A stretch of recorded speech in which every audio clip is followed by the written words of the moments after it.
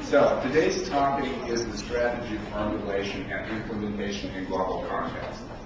Well, I was told that you guys already have some experience in management, probably in international management, and well, then we're going to talk about how to create the strategy for the company. And we're going to talk about this in some pretty big context, which means that, you know, if you have a very small company, I don't think you will have lots of use from this information. However, some basic principles are still discussed and can be implemented for any business, right? So today we're going to talk about things which are in context of a multinational corporation. Does anybody know what this means? Okay, multinational corporation. Since we got some chalkboard, I'm going to put this down. In order to save your time, I'm going to do it like this. MNC, right? Multinational corporation. Then we're going to talk about the strategy. How to create this and how to implement it. Okay? How to execute it, how to run it out. Well, to begin with, let's first of all give some little definition of what this strategic management is. Well, since we're talking about the strategy, now there's got to be some discipline, some kind of a science which works on this subject, and the strategic management, that's what we call it, right? So, you're going to read the definition from the top. The strategic management is the process of determining an organization's basic mission and long-term objectives, and then implementing a plan of action for pursuing this mission and attaining these objectives. Well, to put it simply, we have to answer those two big questions which I put down there. Okay? So, where are we going and how are we going to get there? Right? So, the basic idea behind the strategic management is what the company sees itself in future. Okay? And since we're talking about the strategic management in the international, in the global context, we're talking about the company's vision from the point of view of international business. Okay? That's why we're going to talk about multinational companies. That's why I put that down. Right? So, once again, where are we going? How are we going to get there? So, those are the two questions. Next step. Well, that's kind of pretty obvious. Why do we need to do this? Don't we feel ourselves fine already? And why do we actually need to take a sip to plan something and so on? Does anybody have any ideas? Well, okay, let's put it this way. Who thinks that planning the strategy is a good thing? Okay, is this because I'm talking about this? Or do you really think this way? Who doesn't think that this is a good idea? We don't have brave people here around, huh? Yeah, I'm not your regular teacher. I'm not going to give you some bad credit for that. Okay, still, this is some kind of a question everybody has, all right? If we take a look at the, at the practical point of view, from the people who kind of have some pretty big weight in the business, they always ask themselves questions like that. This question is not stupid. It's just a regular question. If we're going to do this, we're going to spend our time, spend our resources, we're going to pay people for doing this, right? So, why do we have to do this? Okay? And I kind of classified that in two categories. The first category is, do we have some obvious need for this? Okay, is this that much important that we need? Okay, and the need is the following. We must do this because we have to keep track of increasingly diversified operations in a continuously changing international environment. Well, that sounds pretty much bulky, which means, there are lots of words, lots of ideas in here, and they're not put down in a simple way. But what I'm trying to say here is that things are changing. And in the international community, international environment, things are changing even faster. Okay? And you gotta, have a pretty good idea where you're going, what's gonna be, and what you see yourself in the future. Well, is this like kind of really important? I think it is, because can you imagine yourself in the open market, big open market, or supermarket, or the railway station, and there are lots of people going around. And, you can easily get yourself lost. And if you find yourself in the very middle of this big crowd, people running around, they're sneaking around. They're some of them are even trying to take your luggage just to steal something. So you got to watch your pockets and everything. And if you want to get out of there, from the very middle, you got to have a very good understanding and vision of where you want to go. So, why are you there? Okay? Maybe you're going to miss your train. Maybe you don't even need to take the train. Okay? So, that's the point. Lots of people, lots of big crowds, lots of different companies in such a crowded community as the international business environment. That's why you need to do this. Okay? You actually need it. Or, one day you find yourself in the middle of nowhere with the empty pockets. Okay? So, that's the point why you need it. And you can have some extra benefits for this.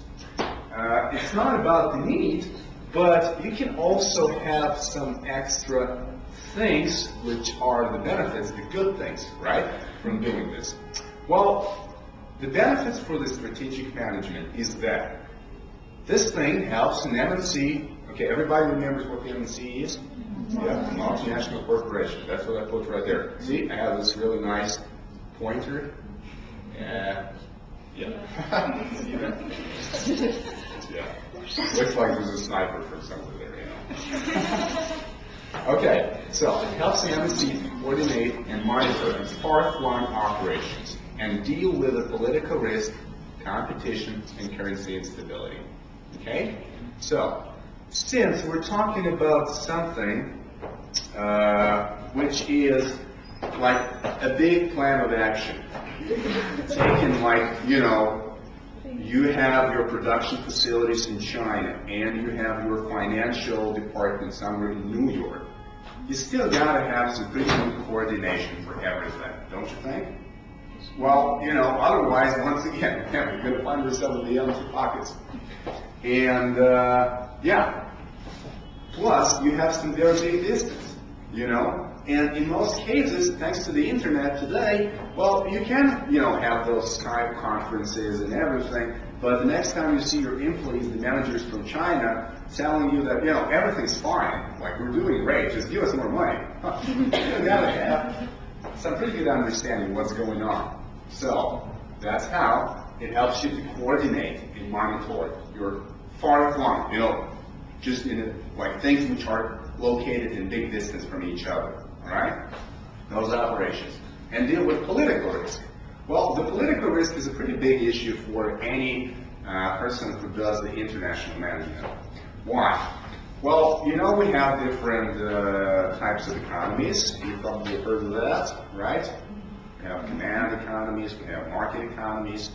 And when we talk about some countries, especially the emerging markets, so the everybody knows what an emerging market is. So the emerging market, it's like the new market, which is not that strong as, for example, the United States, the Japan, okay? So new markets, Ukraine, well, could be considered the new emerging market, okay? Because, we don't have all the big companies, and some big companies think, no, we're not going to put our foot in there. Some think, well, that's all right, we have lots of opportunity, okay? So, but the political risk is pretty big in this country. Well, you probably heard of that, right? And especially when we talk about the transitional economies, or those economies which once were the command economies, like, for example, countries of the former Soviet Union, okay? And now they are in the process of transition to the free market economy. Well, we have a very big issue, which is like everyone is talking about, everybody wants to have a part in it, and it's called the privatization. We know what this is, right? When there's a big company which once was in the state property, and then this company is given to some nice people for some reason, okay? And if you are a big steel producer, well, maybe you want to have a part of that big pie, okay, for yourself. So that's why political things can be good, and it can be likewise bad things, right? Risks, for example. A new dictator comes in, he says, okay, we don't want all those banana producers take our banana from us and ship to the United States.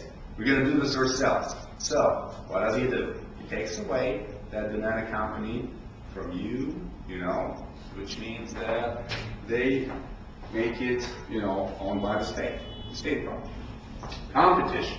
Well, that's a big thing. Can you imagine the other big bunch of people who are pretty much smart, just like you, we're trying to do the very same thing, and everybody wants to have a piece of pie. So the competition, that's pretty much important, especially on the international basis. And the currency instability. Well, the currency instability is a pretty big issue, especially in the international financial management, because, like the ratios for the exchange of currency, they differ, right?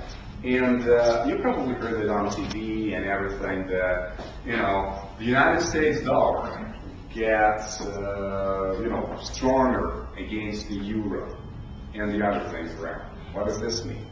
Well, this means that, the trade is going to change in some way. If I have some really good dollars, and if yesterday I could have bought, like for 20 bucks, I don't know, a pizza, and tomorrow I'm going to buy a big diamond ring. Well, guess what I'm going to do tomorrow? I'm going to go and buy that diamond ring, right? Because today I have those 20 bucks which are that strong, which, I'm definitely not going to keep.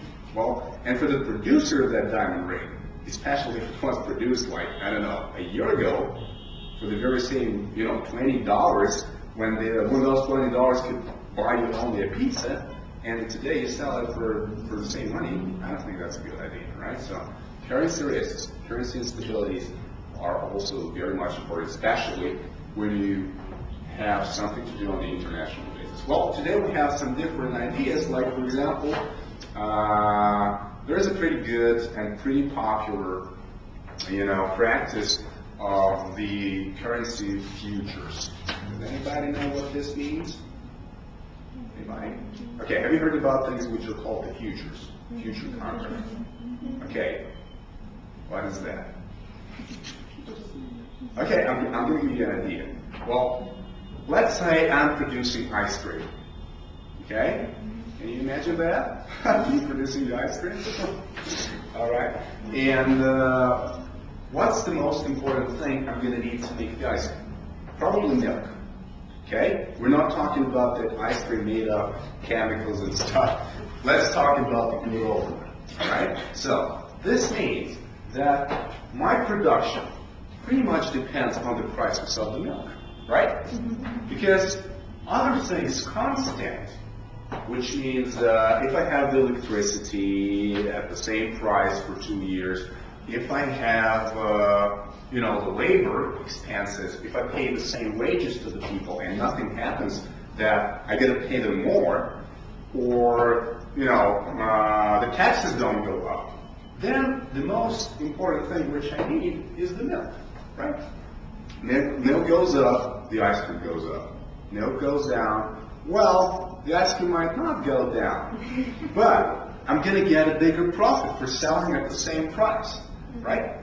But that doesn't happen all the time like that in the free market economy, because, other smart people like me are producing ice cream as well. And if they want to make the customers buy from themselves, definitely, when they have the milk for cheaper, they're gonna, drive the price a little bit down. So if I'm gonna stay up, no one's gonna buy that from me. Okay? So, and the thing about this is that, what I do, I have this future contract with the producer of the milk. Okay? Let's say we got a farmer here, living in a nice pretty house. I'm not going to draw the cows and the people. Okay? I don't want to get you guys scared. And now you got me, okay? And I have some production facility. So I'm the producer. And no one of us knows how much the price of the milk will be in the future, right? What I really want to have is that I want to plan. Maybe I took out some big bank loan to buy some new equipment, and I got to pay each month some particular fixed sum of money, right? So if the price goes down, well, I don't think I can afford that myself, all right? So I'm not sure, but remember, we depend on that price for the milk very, very much. So what I'm going to do, I'm going to sign a contract with this guy, the producer, and ask him, like, okay, for the next year, could you please, sell me the milk, let's say for $2 a gallon, okay? This is my price. That's what I do today. It fits perfectly, okay? According to my plans, everything is fine when the price is like that. But, this guy, he's kind of interested to sell his milk for as much as possible. But the other competition from the same people who sell the milk just like him, don't let him go, higher than that. But what happens if, I don't know, some disease and all the cows die? And the price will go up to $10 because we don't have enough supply of them. Okay? So this guy is kind of not sure, and he definitely does not want to bind himself with a contract and keep selling me for this. Plus, remember, if I say and sign a contract to buy milk for $2, the price can also go down. But I'm still obliged to buy that very same amount of milk, for the same money. Well, if it goes for less than $1, then, this guy is very happy. Me, I'm not. Okay? So, what happens here? We have another third party, which is called, big word called the investor. All right? That guy has a tie and everything, he's smart. And what are we going to do? We sign a contract with him, And he's the one who takes all the risk at a premium, which means he gets something for this. And, we sign a contract with him saying that if the price remains like that, it's okay for me and for this person, the producer. If the price goes up, well, this guy's going down. But if the price goes down, this guy's going up, right? Let's say the milk price is down to $1. He buys this for $1. Sells me for $2. Keeps the change. Right? So this is called the futures contracts because we're fixing some price of the commodity. Okay? Of what commodity is something which is yet not a product, but we need it in order to produce the product. Okay? And so the future contracts, those contracts which fix the price of the commodity for the future. Okay? So that's the same thing when we talk about the currency instability. We sign the same kind of contracts, all right, for the currency to buy, I don't know, Australian dollars for the today's price in 2 years. And if the price goes up or down, the person, the investor or the broker or whatever third party would either win or lose. Okay? You got my point? All right. Let's not get too far away. So we talked about the needs and we talked about the benefits. So what's so good about planning? Okay? On an international scale. We're talking about the strategy. Don't forget about that, please. Okay. So do we have any companies today which kind of feel themselves happy about implementing the international strategy?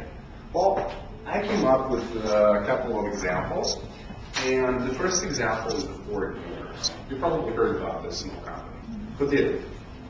Okay, everybody. Okay, you didn't heard about that? That's the big cars producer. Hey, what's up?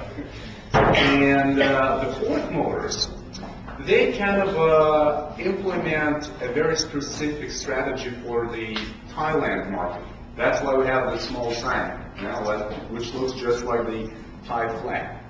And they kind of execute a very specific strategy based on the provision of, the loans for the cars, and they're doing everything to keep those payments as low as possible to dominate the Thailand market. Okay? What are the reasons? Well, the reasons for doing this are just the subject for a discussion. We can have different opinions, but they're doing this. And they have this as their primary objective.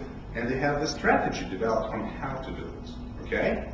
This is a big, major idea for the Ford. And another company. This is the General Electric.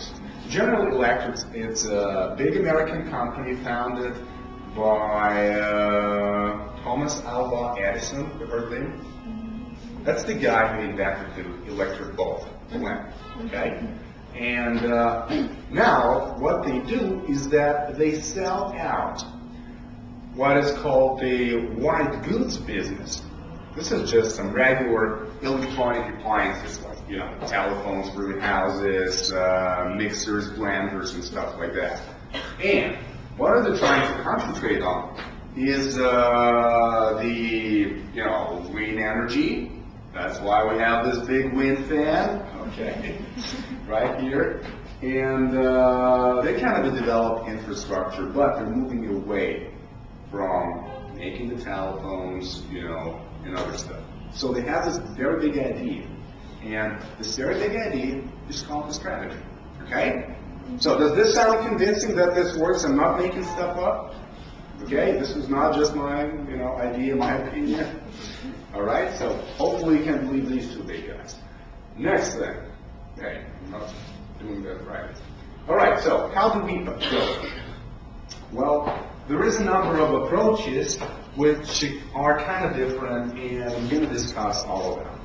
And the approaches to formulating and implementing strategy could be focused on different things. First thing, focusing on the economic imperative. I will go into the detail for each of these items, but I just want you to take an extra attention at the word economic. Okay, imperative means it's very important. Okay? Number two, addressing the political imperative. Something has to do with the political. In this case, this is the term, okay? I'm not here to alter the terminology, but it's called the political imperative. It means the geographical position is important, okay? Next thing, emphasizing the quality imperative. Well, you heard about the quality. People put the quality as the most important thing to keep in mind when they develop the strategy. And number four, implementing an administrative coordination strategy. All right? So, that's just a little introduction. Now let's go into the detail. Economic imperative. Well, the economic imperative is a worldwide strategy based on cost leadership, differentiation, and segmentation. Well, the cost leadership means we're trying to reduce all of our costs. Okay? Cost leadership means that if we have some competition, and the competition doesn't have some technology which facilitates our production. Now we can produce stuff for cheaper, okay? And maybe they don't have the access to the cheap raw materials, all right? And if we do, we are kind of beating them, okay? We are right there, selling for the better price, getting all the customers feeling happy. And this is probably the biggest thing about the economic imperative. Hey, you got that thing, huh? Okay, well, just to give you an idea of who might use this, I put down this little company called ArcelorMittal. Has anybody heard of it? This is the biggest steel producer. But do you know why you never heard of it, probably? That's because, their brand name, it doesn't matter. Okay, who cares from whom you buy the steel, right? You don't have a brand. You don't need to have this small Apple logo on this big tube of some, metal tube or whatever. And this is probably what the economic imperative is for. The companies which, for which the price really matters. Okay? For every company, the price matters.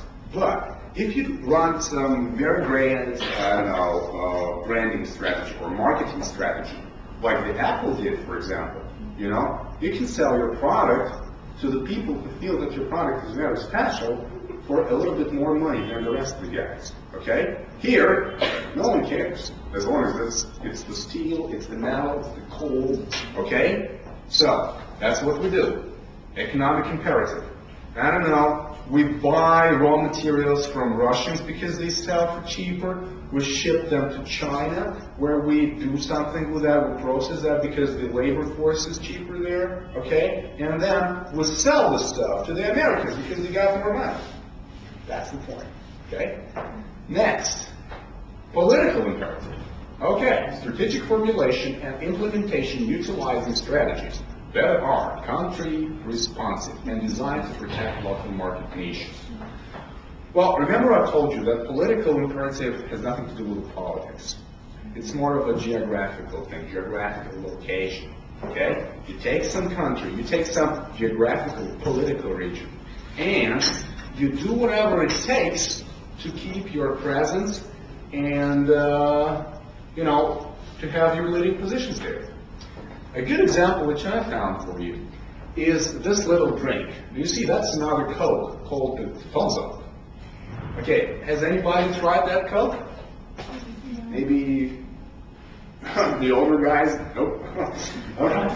This is the leading drink, the leading beverage from India. And I was thinking about putting here in the presentation, the Bollywood actors. Who knows what the Bollywood is? That's the Indian Hollywood, okay? So, really cool guys, smashing dead people and drinking this. But it took too much of the space, so I kind of, forgot about that idea. But the important thing about this is that this brand belongs to the good old Coca-Cola company, which bought it, I guess, at the end of the 80s or something, okay? And the thing for buying this is that the Coca-Cola couldn't beat the Thumbs Up. People got so much used to it in India, which, this thing tasted just like Coke. I never tried that, but that's what the people say. Okay? And the thing about that is that, Coca-Cola tried to, repress this brand. That's why they bought it in the first place. They wanted to kill it and promote their own good old Coke. Okay? But they couldn't do it. And the most important thing, and I got it from some really respected source, is that at the end of 2009, the company's sales, the Coca-Cola company sales, okay, for the first time since 1993, showed the profit. Because they, kind of invested and promoted this drink even more, all right?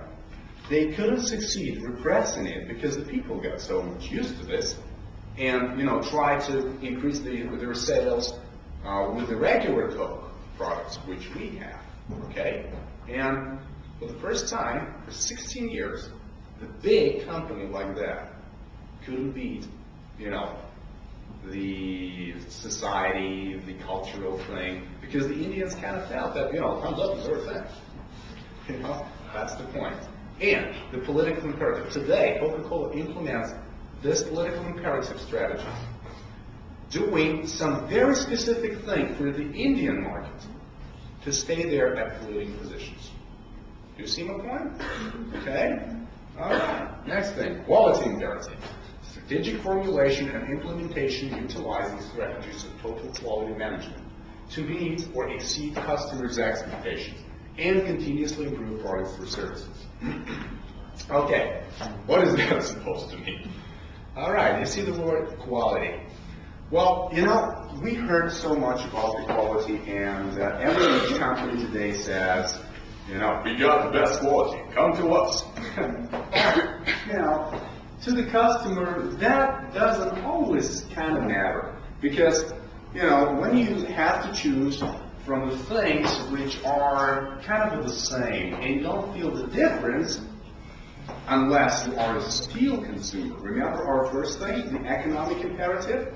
Who cares what are these things made of? As long as these are the steel, okay? When they have the right, chemical composition, it's still all right. But some industries are very much customer experience sensitive.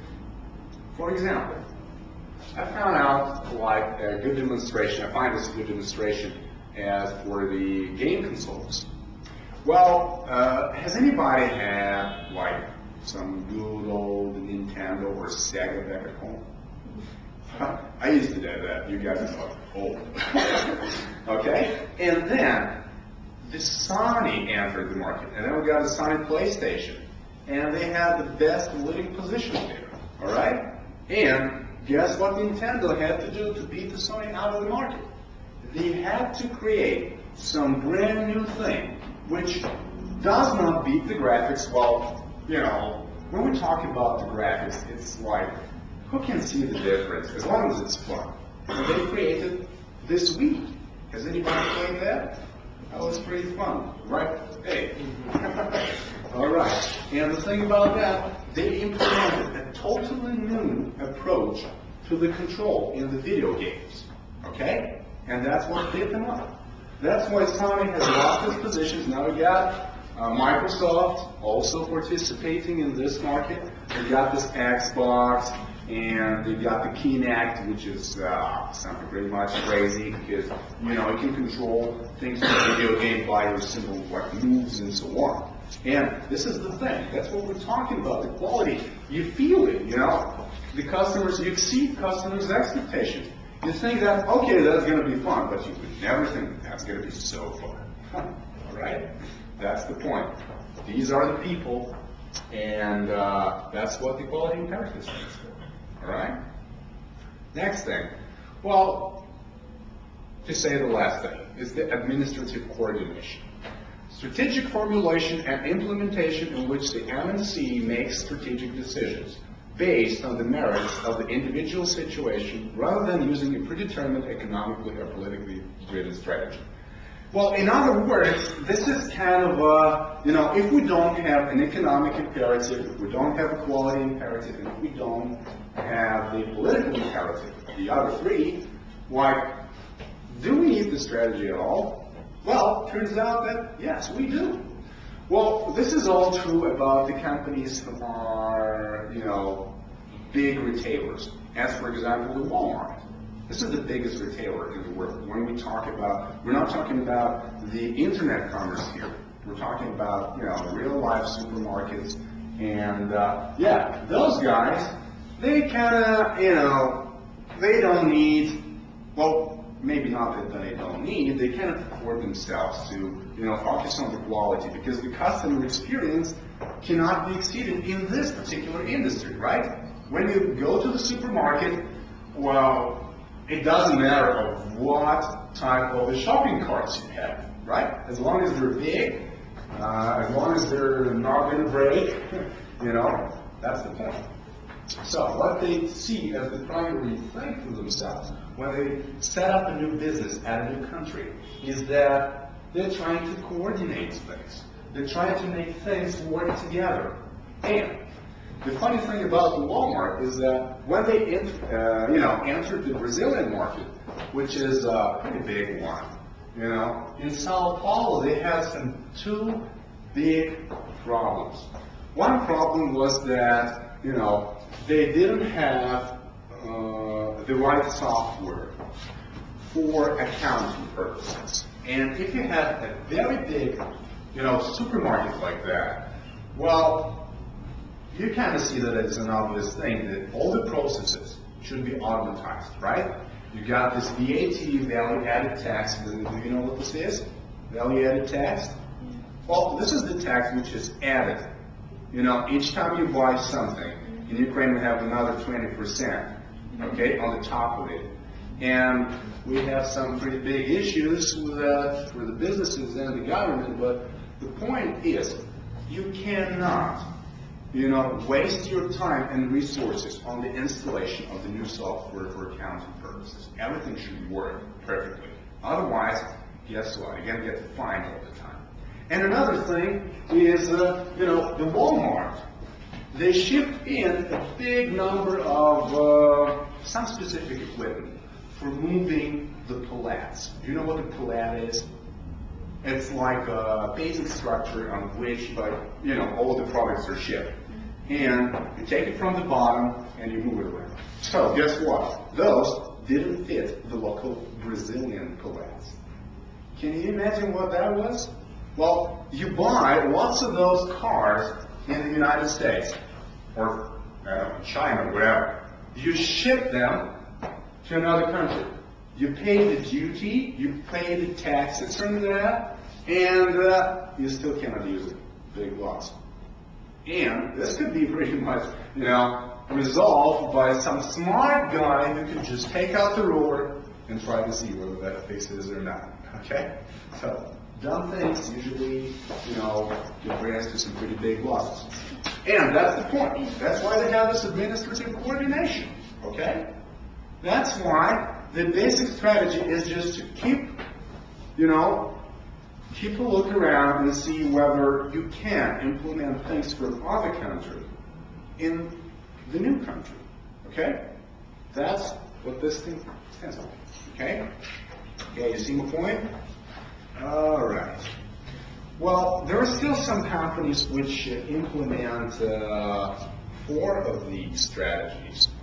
And the biggest example for this would probably be the IBM, who for some reason, the IBM are the producers of the computers.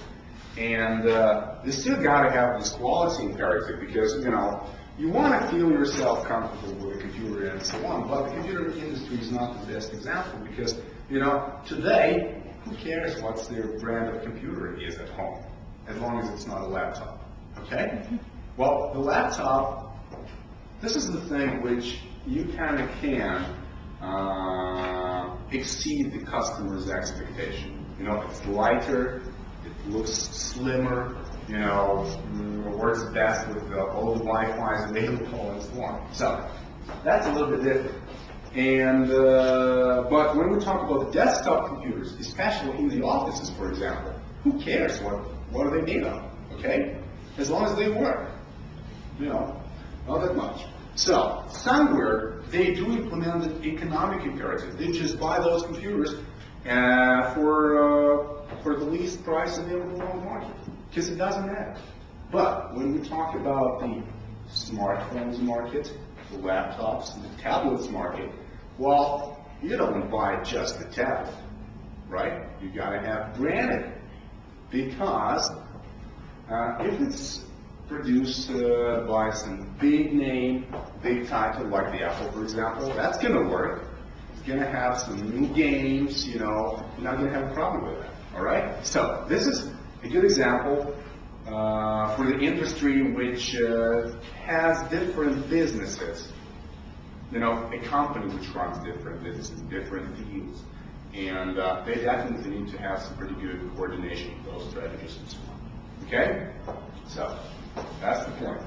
All right, so, next thing, what we're going to talk about, after we have this idea of what the strategy should look like, we're going to talk about on how to approach to create it. Okay? What do we got to do if you want to have a strategy like that? But before that, we got to have a pretty good understanding of 2 sides which oppose each other. We have a big conflict in the development. And in that conflict, we have global and regional strategies. So, in the conflict, we have global integration, the production and distribution of products and services of a homogeneous type and quality on a worldwide basis. Homogeneous type means the products look the same. Okay? Well, as long as these are the chairs and you can comfortably sit on them, I don't care who's the producer, okay? And you don't have new chairs coming up every month and you gotta have it, because if you don't have it, you're not as cool as everyone, okay? That's the point. So, the global integration. You wanna get global, things gotta get similar. Because if you have similar elements, this is much easier for you to manage them, right? Okay. And another thing which goes into conflict with the global integration is the national responsiveness. Okay, I'm going to read the definition and explain what this stands for, at least from my point of view. The need to understand the different consumer tastes and segmented regional, markets and respond to different national standards and regulations imposed by autonomous governments and agencies. Well, let's forget about the governments, agencies, and other stuff. And let's think about this in terms of, you know, when you enter some specific market, there are some specific people. And if you have a product which doesn't go like the chairs, because people are specific, but I think they sit all the same way, right? And now you have to adjust your product to meet some very specific needs for your market, okay? So that's called the national responsiveness, because since we're talking about big global context, we call it national responsiveness, and we divide those people into the groups of nations, okay? Well, you know, we kind of can see this conflict pretty obviously in the McDonald's strategy. We have the global integration. You know, McDonald's has a big, big freaking brand name for the fast food industry, right? And everybody heard about their products, like Big Mac, the cheeseburger, and other stuff. And you don't need to make those cheeseburgers different when you sell them in France, or when you sell them in India or China or the United States. They're all the same, okay? But still, for some reason, I don't know why is that, and we're never going to know unless we take a look at the financial report and see how that idea performs for these guys. Whether it really makes sense for the McDonald's or not to be nationally responsible. Did you see those Ukrainian weeks in the McDonald's? All right. And who saw that movie, The Pulp Fiction? You probably saw that, right? And in the very beginning, those two top guys are sitting in the car and discussing, one of the guys experienced, like John Travolta and what's the other guy? Samuel Jackson, that's correct. Well, Samuel Jackson said, like, can you imagine those guys selling beer and Royale with cheese in France? That sounds stupid, stupid French. So, what I'm trying to say is that McDonald's tries to be nationally responsive. They're trying to say, okay, now we're cooking some very typical food for you guys. And you can buy it, guess where? In the McDonald's. Well, this is an idea of like people who want to be nationally responsive, but whether this works for McDonald's or not, we can see by comparing the sales of the classical McDonald's products, right? The cheeseburgers, the hamburgers, the Big Macs, and, the sales of that, I don't know, Ukrainian, Russian, Chinese specific stuff. Does it look better or not? You're never going to know, because they're never going to tell you. So, that's the point. All right? But you see the difference between these. And those things are pretty much, they go in conflict. They cannot get together well. But still, when you think about the global integration and the national responsiveness, well, some scholars of management have kind of figured out this matrix, just to have it visually, just to see how things, interconnect with each other. All right? So, national responsiveness, we got this idea. You got to be specific. And the global integration, you don't need to be specific. You already have some big product for everyone. And it depends on what you need. If you have, the first quadrant with a small one on the top corner, it's the global strategy. When you have low national responsiveness and very high global integration. Okay? We're also going to talk about each of these in particular. Then we have high of these, right? It's transnational strategy, very complicated to execute. Then we have low national responsiveness and global integration, also low, international strategy. And the last one is multi-domain strategy. Well, these all things might look to you as, what's the difference between international strategy and the global strategy? Well, we gotta take a look and hopefully you can see that difference, all right? So, let's begin with the global strategy. Global strategy, integrated strategy based primarily on price competition. And to give you a better idea, I'm not going to come with a definition, it's already simple. I'm going to give you an example of this small company called Matsushita, of which you guys probably not even heard because they got this little brand called the Panasonic. It's even hard to get their brand on the internet because they just don't care to show it to everyone. All right? So what they did, they designed this big global product. The VCRs, those old video cassette recorders, remember the big cassettes? They were the product of these guys who developed it, and then there were other producers. But when the Panasonic product is made, created, or designed on that stage, what the Matsushita really thinks is that it's got to be universal for everyone. And if we sell some pretty good TV, plasma TVs, for some, really little price, we're going to beat the market. And, they're pretty much successful in that until recently. Next thing, well, we got the idea of global strategy, right? We don't need to design those TVs for every individual nation. And we're not talking about those different electric outlets. In Europe we have ones, in America and others. It's not a big problem. But that's how it works. Okay? See? All right, next one. Multi-domestic strategy. Differentiated strategy emphasizing local adaptation. Well, that's a little bit different, and it's called the multi-domestic strategies because for each individual country, you gotta, work out a very specific strategy, a very specific plan. And a very good example would be the Philips Medical Systems. This is a big business which produces things like that: X-rays, the diagnostic, the diagnosis equipment, and in each country, doctors have a different tradition of medical practice. And when, like today, the diagnoses become more complicated and complicated, right? So, well, it's not obviously a good thing for us, but that's a good thing for the producer, all right? And guess what? Different doctors speak different languages. So, we also need to accustom not only the products like that, not only the hardware, but the software as well. All right, translate it into the right languages. You cannot translate, the manual for this thing the way, like, just take the Google Translator, shove everything in, and take out the out and say, yeah, you got it. All right? That's the point. So, you have different strategies for each nation, and you have many of them. That's why we have multi-domestic strategy. See my point?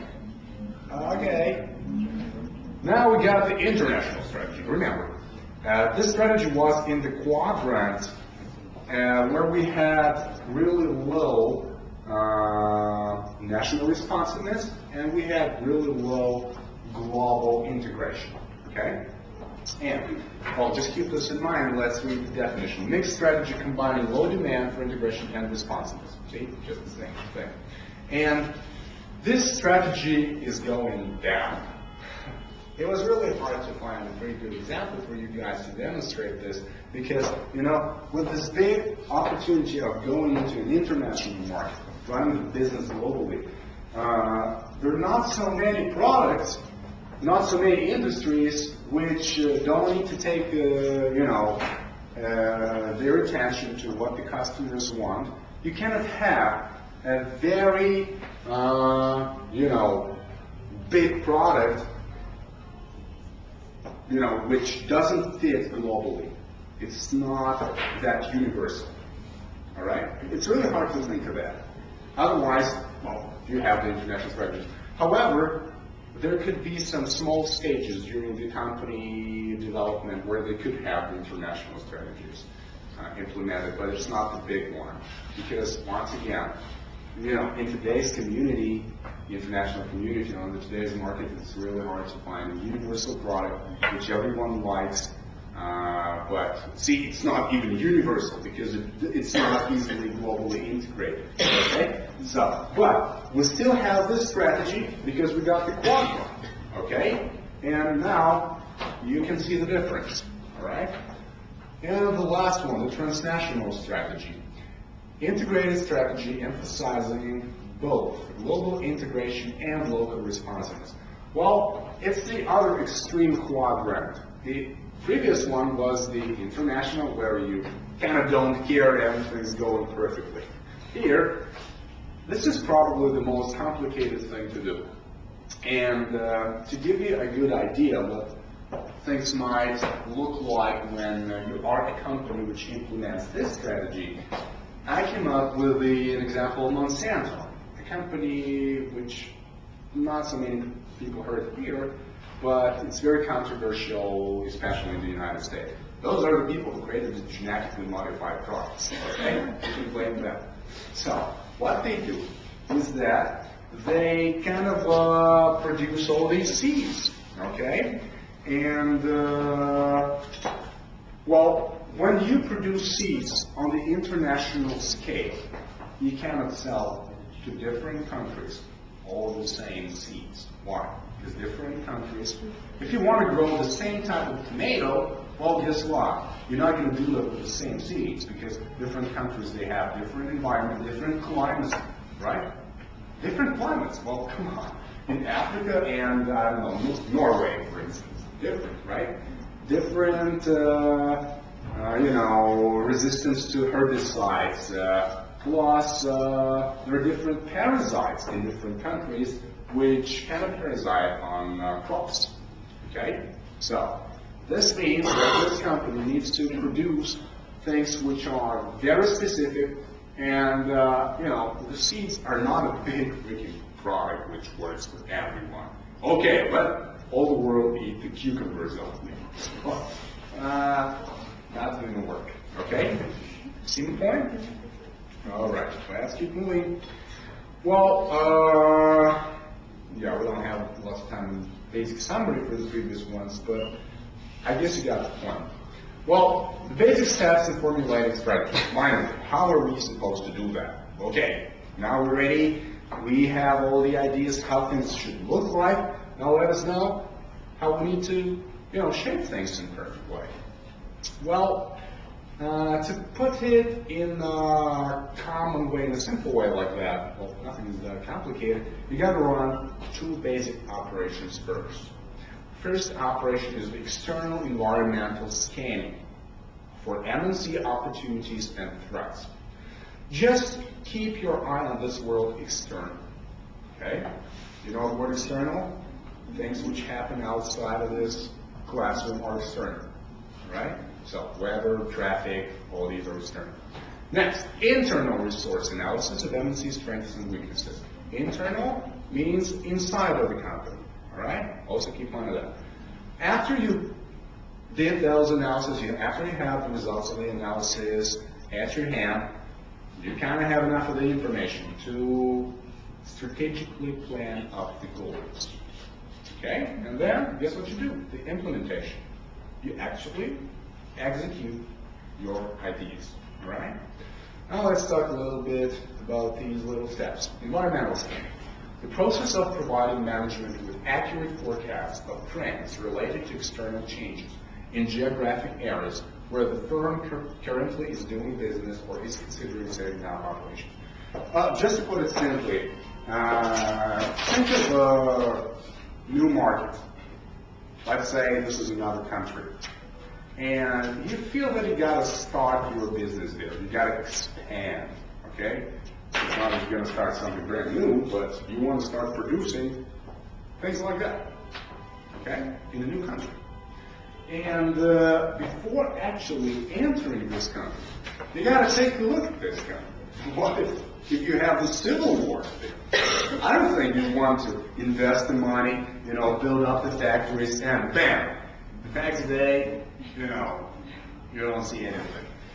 Well, some people might argue to that, this is a bad business, but we're talking about the right way of running the business, and it's not the point. Okay, so you take a look, you see what's the environment in the country. You know, that's why the Americans talk about this level of democracy, which is kind of the way we can, like, what's the level of democracy for this country? says that how much can we influence the environment, us, the Americans, how much can we influence the environment? If the level of democracy is high, well, this means, yeah, we can be in charge of those things, which is good for our company, right? If we are the Americans, for instance. So, that's the point. You see what's going on, what's the environment, where you're going to find yourself in 1 year or 2 years from now. Okay? So, just see what's going on. And the environmental factors affecting organizations, like, could be put this way. Let's just run briefly on. We have industry and markets. This is probably the biggest things which we have to be concerned about. And like, what's going on in the industry? If the industry is not developed, if you want to sell the computers and the country doesn't even have the electricity to power them up, you know, maybe that's not the best idea to sell the computers to those people. Next, regulatory. You definitely need to take into account the government and the political systems which are out there. Well, the political systems are in the other point, but regulatory, it's, you know, how the laws work, you know, what taxation systems you have. And so maybe this country has a big extra tax for every international company who runs a new business there. Or they could have the tax holidays, which is don't pay taxes maybe for 2 years until you show your first profits or whatever. Okay? Also need to consider that. Social. Maybe people just like, you know, because they have some very specific religion. Okay? Or maybe they have the, you know, don't have lots of kids. You know, they don't have baby boom right now, they have baby recession. You haven't heard of this. And you want to sell the products for the kids or for the moms, well, maybe this is also not the best idea. Political, that's kind of clear. If you have the new dictator who wants to take everything from everyone, not a good idea to start a business. Economic, do people have enough money to buy your products? And the technological, you know, well, if you want to, you know, build a new factory and you don't have the people trained for the technology which you have, maybe that's not a good idea to build that technology. All right? Plus, some technologies dictate their own rules. All right? If you want to power up your plants with the solar energy, you know, you need to have those solar energy cells installed somewhere where you have sun all the 360 days in a year, okay? Otherwise, you're going to see the loss. All right, next thing, internal resource analysis. The process of identification of the key factors for success that will dictate how well the firm is likely to do. See the word internal at the very beginning. What do we have so specific to make things work with us? Maybe that's a very specific technology that we have. Maybe we have some really great product for all these people, and people just really want it right away. Okay? So that's the point. Maybe we have some very great logistics system, and you know, keeping this in mind, we're going to design our strategy. Okay? So we compare those things. And another little thing about this internal analysis is the key success factor. You can even see that in the literature abbreviated as the KSF. It's a factor that is necessary for a firm to compete effectively in the market niche. To put it simply, this is the answer to the question: do we have the people and the resources that can help us to develop and sustain the necessary KSFs, or can we acquire them? To give you an example of what a KSF could be, let's take a look at the airline industry. Well, from my view, you're going to have at least 3 basic key success factors. First, it's the price, right? Who cares about the airline if you have better prices, all right? Then it's the safety. Well, that's obvious, isn't it, right? You don't want them to fly away. I don't know, 20, 50 years old, aircraft with the propellers on and stuff. Okay, and the last one is probably the customer experience, which is the service. If you have some nice, flight hostesses smiling to you, giving you the drinks right away if you order them food and so on, well, that's also going to feel nice. And of course, if we talk about the airline industry, you don't want to wait for 4 or 6 hours, for your flight being delayed and stuff like that. Okay? So those are the key factors. You got to have things perfectly. And when you plan, you got to keep in mind whether you have the right things, the right resources, and the people, to provide a lead for your industry. Okay? All right. Yeah, we're going to finish up the work. Okay, areas for formulation of M&C goals. After we have those ideas, right, we have the analysis, now we can formulate our goals. And probably, I made them like, I put the profitability on the top for the obvious reasons, right? We're going to increase our profits, make our shareholders, very happy, and so on. Well, we can establish, just to be more specific, I put down some small specific ideas in there. Levels of profits. You declare that for the next term, next quarter, you're gonna, increase your sales twice, and this would also lead to the profits. And now you're doing what? You have the initial placement of your equity. You start selling the shares, the stock, and so on, right? That's the point. Or maybe you're thinking about taking out a big bank loan, and they're asking you like, hey guys, can you pay this back? Are you sure? And that's what they come up with. Well, you gotta pay this back. So we got the level of profits. Okay, return on assets, investment, equity sales. Also, same stuff,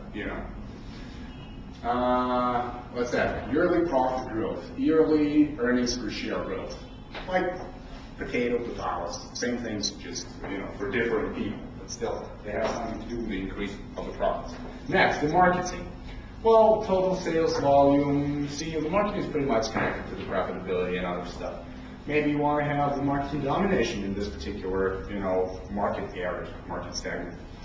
And other things are not that much important, but they are pretty much important, okay? Operations. Well, maybe you think about, changing something in the process of the production, or your logistics, and so on. Finance. Well, definitely. If you want to pull through another new project, you got to think of where you're going to take the money from. Okay? How that's going to be taxed, how your profit's going to be taxed. Because if you take out the money from American banks and you run the business, in, let's say, in Denmark or another Scandinavian company, you will have to pay pretty much high taxes, okay? And you got to take a look and see where you can, where you can give back to the bank what the bank kind of deserves, okay?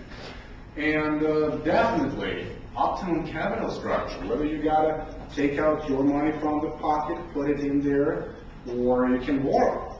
What's the percent, okay? What's the interest rate? That's what we call it. And definitely the foreign exchange management. Remember the currency thing. We talked about it. And the human resources. How are you going to, recruit the people? Where are you going to get them from? How are you going to motivate them? Is this the salary only? Well, and other stuff like that. So these are the F's. Okay? All right. So, and now here we go. The strategy implementation. After you have your goals, now that's what you got to do. Process of providing goods and services in accordance with the plan of action. That's the implementation. That's when you execute your strategy. So, first things you gotta answer is where to locate your operations. And, the location of your operations may depend on these factors. That's called the CSA-FSA matrix, which stands for firm-specific advantages and country-specific advantages. Also, you have this matrix, weak, strong. Just a brief idea. If you work in the steel production business, then you don't care, like your firm doesn't have very specific advantages. It doesn't have strong brand. It doesn't have some very great product which everyone wants. But you need to be pretty much close to the raw materials extraction facilities, the coal, right, the iron, and all that stuff. You cannot, or otherwise you'll be spending money on shipping them, all right? So that's the idea, whether you can be close or not, and the location gives it, it's a pretty big thing. Entry and ownership strategy. So how do you enter the market? Whether you merge with another company or you buy another company, do you need to present your own brand, okay? For instance, do you know this little company called the Volvo, the car producer? You know that the Beijing Geely now owns it? Okay, that's the point, all right? So I don't think that you would want to buy the Volvo models with a Geely brand on it. I'm sure I wouldn't. And that's the point. That's how they enter the market. Ownership strategy. Well, whether you are the only person who's going to own the business and face all the losses and other risks, or that's going to be some joint venture with another company. We're going to cover for some political risks, which is pretty common for former CIS countries like Ukraine, Russia. You need to have some partners, you know, who have are pretty much powerful with the political system and so on. And number 3, functional strategies in areas such as marketing. You probably heard of those 4 P's: product, price, promotion, place. We don't have a marketing lecture, but that's kind of obvious. You've got to take a look at your product, your price, promotion, and place. Right. This is another kind of a discussion, but it has to do with marketing. The production, the process of production, and the finance. So, but those are functional strategies. And usually after you have this big strategy for your company, you can assign the right people and, you know, hopefully they're going to run things perfectly. Okay? And the last thing I want to say to you is this.